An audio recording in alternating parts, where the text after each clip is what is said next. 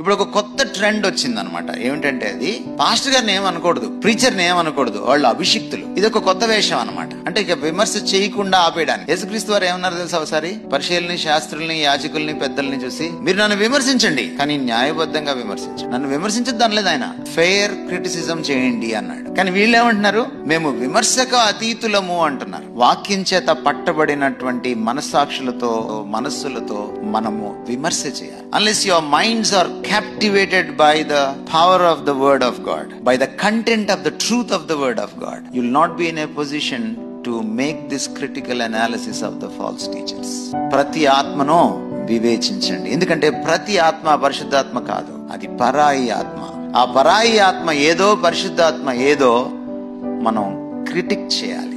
పౌలు తిమోతిని హెచ్చరించాడు, తీతుని హెచ్చరించాడు, ఇలాంటి వాళ్ళతో జాగ్రత్తగా ఉండు. We are instructed in the Holy Scripture.